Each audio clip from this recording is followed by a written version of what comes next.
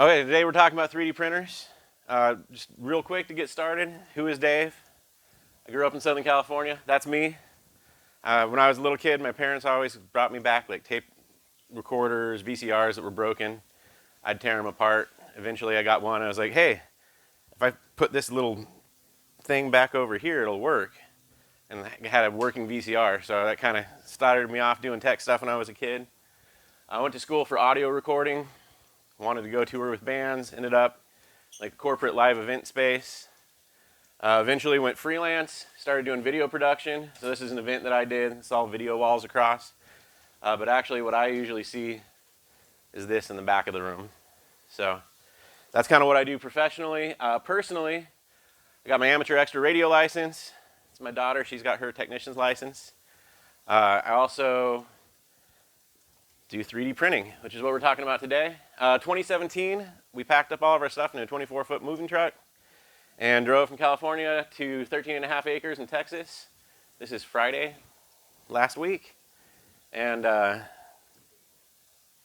my wife and daughter on our vacations last Christmas. So with that, let's talk about 3D printers. What is a 3D printer? I always like to say a 3D printer is like a robot that you give a hot glue gun, and it'll do whatever you tell it to do. And you tell it to do the right thing, it'll 3D print something for you. There's a bunch of different types of 3D printers. The type of printer Jack has, the ones that I brought with me here, are FDM, that's fused deposition modeling. That uses a spool of plastic, it goes through, heats up, and it lays down one layer at a time, one line at a time, your plastic to make your model. The other one that's available for a hobbyist is an SLA printer, stereolithography. That uses a photoreactive liquid resin and actually exposes one layer at a time. Those are the two that are available really for home hobbyists. There are powder deposition machines. This is about the size they are. It's like a small appliance. And that uses an inkjet head to spray a binder and bind together some really small particles of whatever your material is. That's where you'll see like full color 3D prints. That's coming off one of those. And then there's SLS, selective laser sintering. That actually uses a powder that gets melted with a laser. And so when you see people making stuff out of titanium for the aerospace industry, that kind of thing, those are coming off SLS machines. And those are all kind of in the, if you have to ask, you can't afford it, price range. Which FDM printers used to be as well. So it started off Stratasys. This is actually a current Stratasys FDM printer. They started off making printers, and they had patents on a lot of the different technologies, so nobody else could make them. These started off, these were $30,000 for an FDM printer. Back in like 2005 about, is when they started losing their patents. And a group called RepRap Project started up in England, the University of Bath, and they came out with this. All of the parts for this are 3D printed or stuff you can get at the hardware store. So all you had to do is find somebody that had a 3D printer, buy all of the rods, electronics, wire it together, build it, and you could have your own 3D printer that could then print another 3D printer. The important thing that these guys did is they made all of their designs and everything open source. So anyone could actually take that and commercially make a copy of it. And that's what happened in 2009. MakerBot came out with the MakerBot Cupcake CNC. This thing could print 4 inches by 4 inches. Could only print in ABS, and it didn't work terribly well. It was only $1,200, which was incredible coming from a $30,000 printer. This was the first commercially available 3D printer. Jumping forward a little bit, 2009, Joseph Prusa got involved in 3D printing. This is the Prusa i3. It's a great printer. It's a couple $1,000s. Let's see, it came out at, I didn't write the price down, but the main thing he came up with was the heated print bed. So all the printers we have back here have a heated print bed, and that allowed you to go much larger in size without your print popping up off the printer. And he still keeps making innovations these days.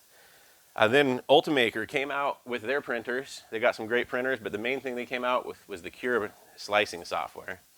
And once again, in the spirit of openness, they made this so you could make a profile for any printer. And so for all 3 of the printers that are in the back, you can load up a profile, and that'll let you slice your files. And that's the main one used by hobbyists right now. Finally, ANET came out in 2017 with the ANET A8. It was a cool little printer, and the amazing part it was $180. You go on, buy it off of, shipped direct from China for $180. There's only one problem with it. It tended to catch on fire. So, in 2018, the Ender 3 came out, and it fixed that catching on fire problem, had some built-in safeties, and that got us up to the current printers that we have. One of the things that they did, they're still using the same open source designs that other people are using, but they put in a test in the motherboard where it would see if your temperature started running out of control, and it would shut down your printer instead of catching on fire. So that's kind of a brief history. That gets us up to current day. This is the printer when you hear guys talk about, oh, you can go buy a $200 printer that you can print whatever you want on. That's the Ender 3. Basic printing procedure. You got to get yourself a 3D file. That's an STL file is the main one that we use. You're going to load it up into your slicer, slice the file. You're going to load it into your printer, and you're going to hit print. And out will come whatever object you decided to print. What does slice your file mean? We will get to that in 2 slides. So there's a bunch of different types of files. STL is the main kind. That's the stereolithography files they were using for the resin printers. But that's just a 3D model. That's the main one you're going to download off Thingiverse or wherever. There's also a bunch of other different kinds. 3MF files are what everyone's moving to. It's kind of a better, it's got more metadata available for the file that you're slicing. So those are the 2 main ones you'll see. SCAD is actually, I wrote it down here, it's a script that defines an object. So instead of having a 3D model, it's lines of code, and you can go in there and customize it. So if there's an object, you say, I want this to be 3 millimeters, I want that to be 10 millimeters, you can go in and actually customize your file. So those are really a nice one for doing things at home. OBJ and object files, another one you might see a lot of. And then there's just a ton of proprietary if you're using different programs. But ultimately, you're going to get back to one of those types of files. Places to get files, Thingiverse.com was made by MakerBot. MakerBot actually got bought by Stratasys. They're kind of not great. Now, they're super expensive, but Thingiverse is where everybody goes to put their files. Everything on there is available for free. PrusaPrinters.com. Prusa has their own version of a file repository. They do focus mostly on Prusa printers, but you can get STL files for just about everything, and you can use those for anything. My Mini Factory is a place where you can go to buy files. Originally, it was mostly miniatures for Dungeons and Dragons type games, but there's everything available there now. CG Trader is another place where people sell files. National Institute of Health and Smithsonian, since they're all paid for with tax dollars, they have a bunch of files on there that are all available in public domain. So you can go there, download the files, do whatever you want with them. FOSCAD, Deterrence Distributed, those are the guys that have all the 3D printed gun files. They continuously are getting taken down from places. They get put back up somewhere else. Right now, most of their files are all available on library because they can go up there, but they can't get taken back down. And then finally, your last option, and something I encourage everyone to get into eventually, is actually using a CAD program. There's things from really simple to super complicated. For hobbyists, Fusion 360 lets you get a free license. But there's a whole lot of options. That's a little beyond the scope of today, but I just wanted to throw that out there. Ultimately, you're probably going to go to Thingiverse. And they've got everything you're looking for. It is a terrible website, but they've got everything you want. I will, for the littles, give a heads up. Anyone can upload anything up there, so sometimes there's less appropriate models. Slicer. So what does a slicer do? A slicer is actually going to take that 3D model from the computer, and it's going to slice it in a bunch of horizontal slices. And you go in there and you tell it, I want everything to be 0.12 millimeters thick. I want it to be 0.2 millimeters thick. And it goes through and it looks at that model and it decides how the nozzle of your printer is going to move around, the pattern it does. And you can go in there and you got settings for every little movement that it makes. And what it's going to do is it spits out G code. So this is G code if you're using CNC plasma cutters, that kind of thing. This tells your machine what to do. So this is actually the start G code from my printer.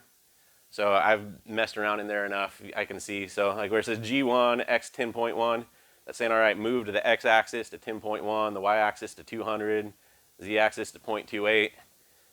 You want to feed at 1,500 millimeters per second, and that says, and then here you got comments, draw the first line. So you don't have to learn that to use the printer, but that's actually. Set up, jerk. Yep. I'm probably the one that put that in there.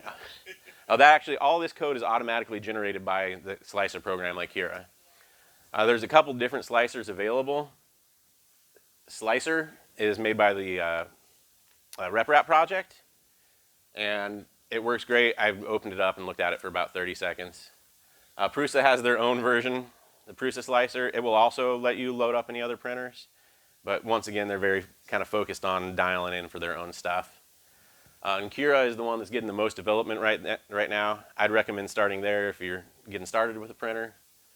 That's what I use, and that will give you your file. Once you got your file, you're going to go over to your printer. First step, you're going to go preheat. So this is the actual controller on my printer. You go down, you preheat your hot end. That gets it all hot, so you can load your filament in. And this is on a Prusa, loading your filament in. It's a little different on every printer. If you want to take a look at the ones we got in the back, I can show you how it works. But you're going to push it in until you start seeing filament come out your nozzle. That way you know it's all loaded up and ready to go. You're going to load your file. There's the micro SD slot on an Ender 3 printer. Jax actually has a full-size SD card. I've got mine hooked up using a different method so I can load it over wireless. But once you have it loaded up, you just hit print. You check, make sure your first layer goes down nice and clean. If that first layer doesn't go down well, then your print's not going to happen. Once that first one goes down, you're very likely your print's going to turn out well. So at least watch that first one, and then you're going to wait. And it's shocking how much time it takes things to print. So like the coins that I'm doing back there in the back take like an hour each. And it depends how much infill you have, how much plastic you're putting out, but it takes a long time to print stuff. Fortunately, the material's really cheap, so the main cost is just in time. Speaking of material, there's a whole bunch of different types of filament. I got here, this is a key ring of every different color and type of filament I have. For the most part, you're going to be using PLA. It's polylactic acid. It's made from corn. Theoretically, it's compostable, but not in a home compost system. It works great, doesn't warp, looks nice. PETG, that's the stuff soda bottles are made out of, more or less. It's slightly higher print temperature, it tends to warp a little more, but it's another great one to play around with. TPU is flexible, so like my ring I'm wearing, it's a flexible filament. You can print rubber duckies or whatever you want out of it. And then you got ABS is the final one. That's the stuff Legos are made out of. It's a little tougher. It does take a much higher temperature to print, but it's well within the limits of your standard 3D printer. So those are kind of all your basic options. There are a bunch of more advanced plastics, polycarbonates that you can print with. Polycarbonate and nylon are both ones that require a much higher print heat level. So at that point, you need a special hot end, an enclosure, that kind of thing to actually make it print well and not have failure just constantly. And then finally, there's filled materials, carbon fiber, wood, metal, glow in the dark. There's a bunch of different ones of those. Basically, for the most part, those are going to be a PLA that's got little teeny tiny particles of whatever it is in there. It looks really cool. It does wear extra on your nozzle, so that's an important thing to keep in mind with those, but ultimately you got plastic with little teeny particles of something in it. Someone did ask earlier about the continuous carbon fiber machines. There are machines that'll feed a second thing of carbon fiber in there. Super cool. Also in the, if you have to ask, you can't afford it, price range. For now, until the patents expire. Extruders, there's two different types of extruders. Both the extruders we have are the Bowden type extruders. So it's got this tube that goes up and over. The actual drive assembly is mounted to the frame, and it pushes the plastic up through the tube, down through your hot end where it melts and is deposited onto your print bed. The big advantage of that is that print head isn't moving around a bunch of weight, so it doesn't have as much momentum. It can move a lot faster and more accurately. There's also a direct extrusion hot end. The filament goes straight into the hot end and comes straight out the nozzle. It's great if you're doing experimental, flexible, other materials, but it just means you got to print even slower, or else you're going to get ringing and other problems with your print. This is a picture of your actual hot end. So this is a lined hot end. You see the blue tube here is coming all the way down, all the way right up next to your nozzle. And that's a PTFE line plastic tube. That around, trying to remember exactly what it is, about 500 degrees starts off-gassing really nasty stuff. So for the lower temperature plastics, this first couple that you're doing, this is no problem, works great. This is what I believe both of us have in our printers. But if you decide you want to go to a higher temperature, there's an all-metal hot end. So this one here, the PTFE tube, stops here in the cooling section. There's a metal heat break, and this is your heating section down here. And that lets you get pretty much as hot as you want. So that's an upgrade that people can look at if they want to do the fancier materials. They're also specialty. This is a multi-material print head on a Prusa. That'll print 4 different materials at the same time. It lets you do multicolor. You will see down here is the actual object they're printing, and this big old block of plastic up here is all the waste that it ejects out to get to the other color. So there's a little more plastic waste with that, but you can do some cool things. Some people have homemade paste pusher extruders. This one's printing clay. I've seen them print chocolate, peanut butter. As far as I know, there's no commercially available ones of these, but there's lots of plans if you want to mess around. And because I've gotten asked about it like 10 million times, yes, they're concrete 3D printers. They print houses out of concrete. I don't know really what else there is to say about that. But it is a technology they have. It's a much larger extruder. Accessories. So these are things you can add. If you get a really basic printer, you may not have all of these. Good news is you got most of those. So a heated bed, that heats up the bed, keeps the plastic soft as it's printing so it doesn't pop up off the bed, doesn't warp. I would not even recommend looking at a printer that doesn't come with one of these. There's a bunch of different bed surfaces. I've got a flexible steel bed. The Jack's printer has an all glass bed that's got a textured pattern on it.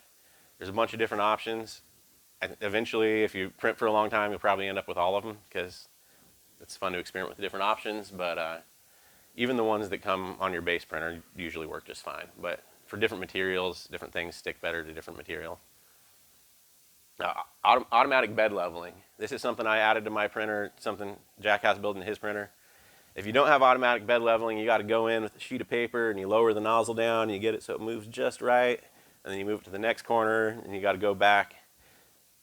Or you put one of these on for $50, you hit go and it goes, and then your bed's perfectly level. And if there's any warp in your bed or anything, this will test for that and it'll automatically adjust so that the warp is taken into account.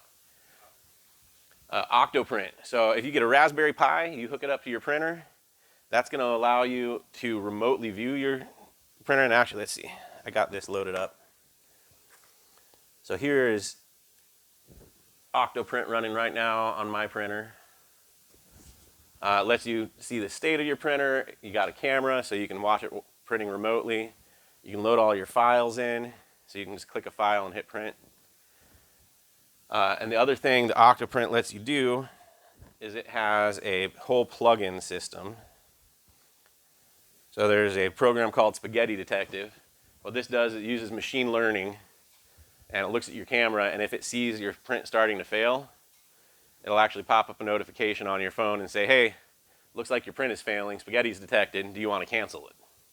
If you're doing big prints or you're leaving stuff overnight, you got multiple printers going, it is a paid service, but I find it very valuable for not coming back in the morning to just a pile of goo.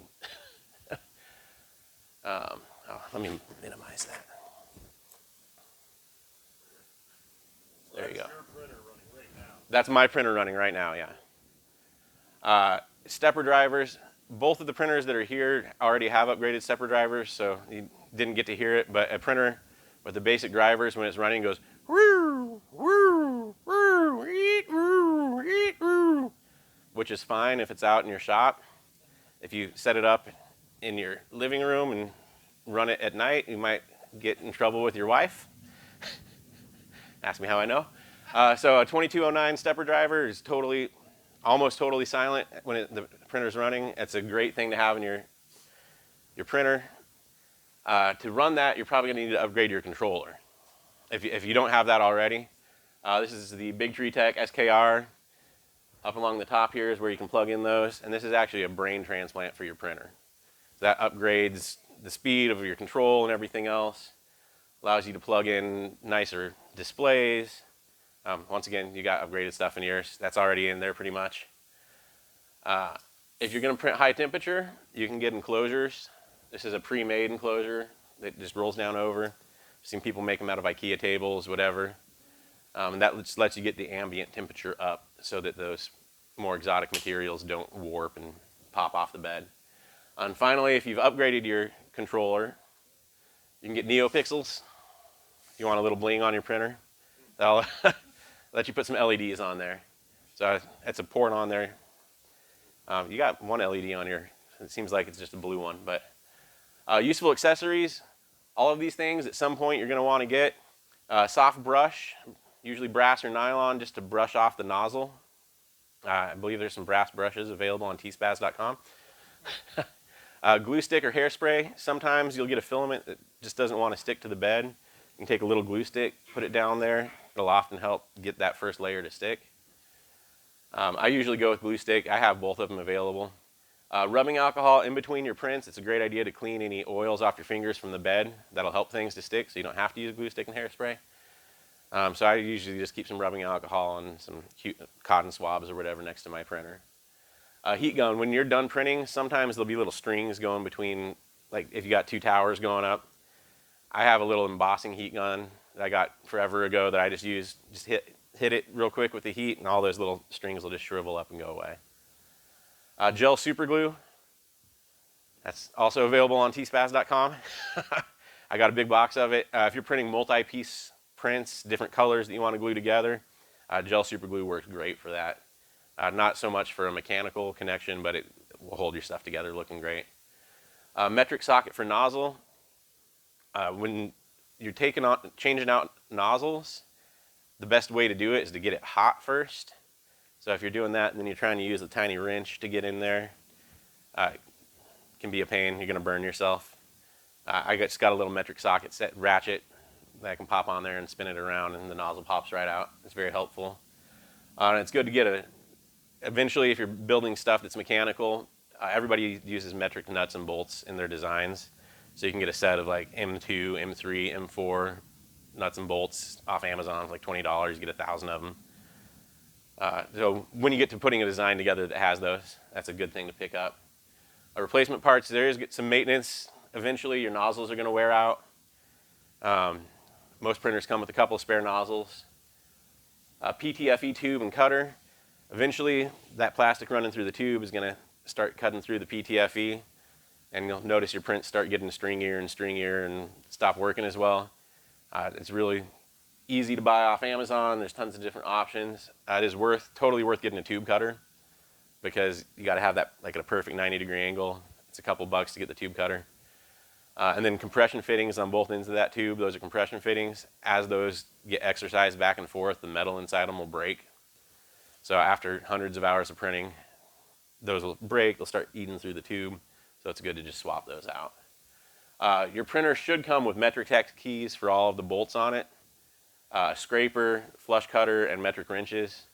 Both the printers back there came with them. I have yet to see one that didn't come with those tools, but if you don't have those, they're good things to have. Should you buy a 3D printer? I've gotten asked this a lot. There's a lot of advantages to 3D printers. If you want to make something special, it's one of the fastest ways to rapid prototype different changes to a print. You can go into your CAD software, whatever, print something, get it, go test it on your part, go, okay, it needs to be this much smaller here, that much. So I actually had the TSP coins that I was printing. I have all the different iterations I made as I printed it and went, okay, that's too small, that's too big, that looks terrible. Lets you manufacture things at home. You got something plastic broken at home, you need a adapter. I just got Starlink. I printed an adapter to mount my Starlink and a Dish Network pole. It would have cost me $40 to buy that from them. Instead, it was an overnight print, and I had something I could drop it in, and it fit perfectly. Custom parts, same kind of thing. It is relatively inexpensive. That plastic costs about $20 a kilogram. It's 2.2 pound spool. Even a big object. Let's see, those ball bearings, these guys here. This was a 5-hour print, maybe a 4-hour print, and it cost 58 cents worth of plastic. So it's the cost of the material is really low. Disadvantages, the mechanical properties of these, because they are built up layer by layer, on the layer direction, they can be weaker. So when you're printing things, you just got to keep that in mind. PLA does melt at a lower temperature, so if you're using it outdoors in direct sunlight, sometimes see it kind of start to warp. It's one of the reasons you'd want to print with ABS. Maintenance, like I said earlier, you got to swap out nozzles. Sometimes the tube fails. Sometimes you got to go in and kind of tinker to get things working right. And it does require tinkering. To get your prints perfect, you got to get your settings and your slicer dialed in. You got to make sure you got the right temperatures, that kind of thing. A lot of that is taken care of now, but I have still spent a ton of time going in there and dialing in all the different settings. It does use plastic, and I've been saving this since I started printing here a couple days ago. This is all the plastic waste that I've made since I started printing. And that's just something to keep in mind. It's not that much, but that will bother some people more than others. It is good just to keep in mind. And it's slow for large objects. Everyone saw the big Mandalorian helmet I had back there. That took like a week to print. So you can print big things. It just takes time. So you just decided to buy a 3D printer. Good job. Considerations: how large of an object do you want to print? There's printers that will, print a 3-foot object, but then you got to fit that somewhere in your house. So it's kind of a trade-off. How big do you want to print versus how much space do you want to dedicate to printing? Noise. The printers, even the silent ones, will make a little bit of noise. When you're printing, temperature and humidity do play a part in it. I took my printer out last weekend to an outside event and tried to run it, and it was so cold that the plastic wouldn't come out of the nozzle. So you do want somewhere that's at least a consistent temperature. Big temperature fluctuations during a print aren't great. All of the plastic that we're using is hygroscopic, so you want to store it in a watertight container, airtight container. If it does absorb water, it's not a big deal. You just throw it in your dehydrator, put it in the Excalibur there, look up the temperature. I want to say it's around 100 degrees Fahrenheit. Put it in there overnight, evacuates all the moisture, and it's fine. Different for each material. And finally, fire safety. While printers are a lot better about not catching on fire, at least momentarily take a second to go, okay, if this thing does, do I have a fire extinguisher nearby? That kind of thing.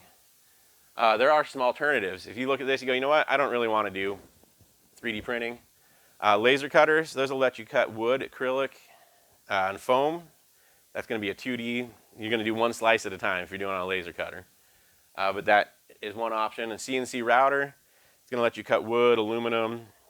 Typically, it's going to be better for a bigger piece. If you want to make something that's 6 foot long, you can have a lot better luck with a router. It's going to give you a much less fine detail. So a 3D printer is kind of focused on the smaller items. There's a lot of things you can print that you can't route with a CNC as well. CNC plasma cutter, if you want to make things out of metal, that's really the only way to go. But that is pretty much only going to do metal for you. So if that's what you want to do, talk to this guy. And all of these, at least on the hobbyist level, are going to use that same G code that we looked at earlier. So it's all kind of technology that builds on top of itself. Finally, oh, you know what? I got pictures. There's your router. There's your plasma cutter. Finally, you could always just go with a traditional machine shop. It's going to cost you a lot more money. Personally, my opinion is you should probably own all of these. That's what I'm working on. Now, if you're going to sell your prints, and I'd recommend you do, turn your hobby into a business, the first thing you got to look at is licensing. On Thingiverse, there's going to be a card like this for everything. So this one here says you're allowed to use it commercially, but you got to give attribution to the person who made the file. Some things are in the public domain. Some of them you have to pay for.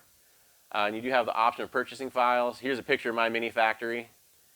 And you can see they got a couple different Glock accessories and they got a price for it.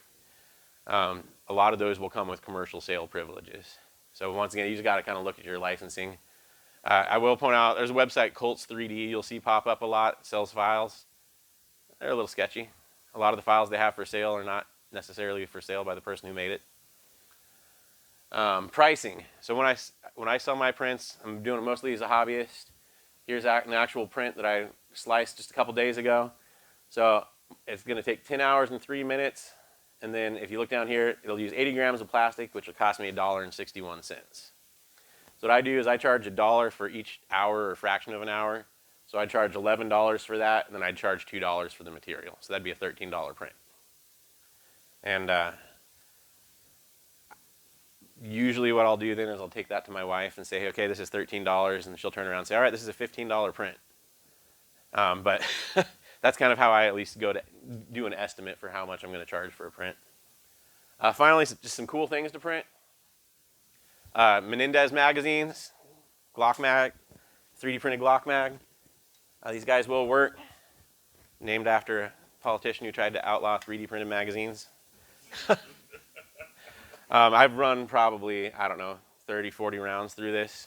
So it definitely works. It's a fun print to do. At Anarchopulco, so you got to do something fun. Customizable gutter pipe adapter. I actually use this on my rain gutters to feed into a big water tank. And that's one of those files where you go in, you can measure your gutter pipe and say, all right, this is this many millimeters this way, this many that way. You type that in and it'll make a custom file that's exactly what you want. Chick water bottle, or water feeder, that's just the water bottle screws into that. So we got a bunch of chicks, kind of last minute. Somebody got extra chicks and didn't want them. So I printed out a couple of those to throw in the brooder tank, or brooder box while we got all of our stuff together.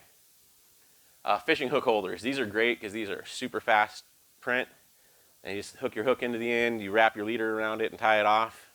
Been using that to organize my,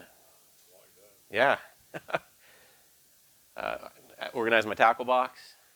Parametric plant tags. Once again, this is one. You pull up that SCAD file, you type in whatever text you want, and then it'll print out. You can stick it out in your garden. This is one of those items I recommend not doing in PLA unless you want to come out and see all of your plant, well, at least in Texas, see all your plant tags laying down on the ground. But these are great. NASA Space Wrench. So on the space shuttle, they have a 3D printer. NASA needed them to have a 3-inch-pound wrench, so they designed this file, sent it to them wirelessly. They loaded this up in their printer, and they printed it and used it as a wrench on the space. Because it's NASA, they released that file, and you can actually go print the same file they have up on the space station. Which 3-inch-pounds. It's actually, it's not a torque, what's the other one? It's a limiter, so it'll only go to that, and then it breaks the tension, not the wrench. These little rope tighteners, I've got one of these. It's been out on my front porch holding my canopy, thank you. My canopy in place for about 3 years now. These aren't going to hold a whole lot of weight. I tried to hang a deer with one and it snapped. But these are just another fun print that's relatively fast. There's the cut blade holder. These guys are fun. It's a relatively fast print. Throw a little razor blade in there. It's probably not going to replace your EAB, but I got a bunch of these in my tech kit I travel with, and if somebody goes, hey, do you got a knife? Here you go. Chainmail. I got a big thing of this back in the back. You can take it apart, put it back together, prints out in different colors. It's kind of a fun way to see if you got your printer set up well. There's absolutely no use for it, but it's really fun. I put my cup on it. I put my mug on a big piece of chainmail. Light switch locks. I've got these in multiple places in my house. I got some lights that are hooked up to my Google Home. So I want those switches on all the time. You can actually push it back so you can turn it off. But I also have one on my chest freezer. My chest freezer is plugged into an outlet that has a switch. So you got to actually move that out of the way to turn that switch off. And once again, a small, quick 3D print. Yep. Then finally, just a couple of resources. There's a couple YouTubers I'm really a big fan of. Teaching Tech, Michael's out of Australia. He and Chuck from Filament Fridays do a lot of beginner intro stuff. Real basics on 3D printing will help you through any intro steps you have. CNC Kitchen, Stefan, out of Germany. My daughter's a big fan. He looks at a lot of different materials and prints with them, breaks them, checks the tensile strength and all of that. So he kind of takes it to the next level. There's a couple of websites. All3DP is all 3D printing. If there's something that you're interested in about on 3D printing, they're going to have an article on it. Reddit's got a great subreddit for 3D printing. Lots of people in there. If you got a question, they got good options to ask questions there. And finally, this is one other thing I was asked about. Recreator 3D is actually taking the PET plastic soda bottles and turning them into filament. That's what I'm currently playing around with right now, just because I think it's cool. With that, we're done. Any questions? You had a couple of resources you could give. Absolutely, and I'll make sure that you guys have access to the presentation file as well if you want to look over anything. One of the, I was going to comment real quick. One of my favorite things to print is stuff to organize my gun safe. So there's a lot of really cool on Thingiverse. It's like ways that you can vertically keep your pistols in. So it'll be a little platform with a post that goes into the mag well, and then there's receivers for all your magazines. So I got like my Glock 26 upright in my safe with 3 mags, all really condensed down there. And also I use it for my full magazines, preload them. You can stack them 1, 2, 3 in a vertical position, and it even has a label on there. So if you have like your 300 blackout, you can label that on the front there, and it'll organize the hell out of your gun safe. It's fantastic. Yep. The second thing I was going to mention, have you been to the Design to Part show? Have you ever heard of it? I have not been, no. I think they travel around the country. Okay. But Design to Part, there's a lot of 3D printing. It encompasses a lot of mixes.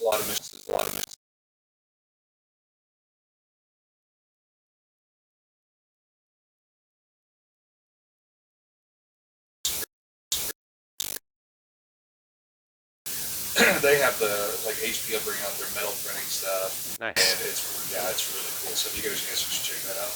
I will.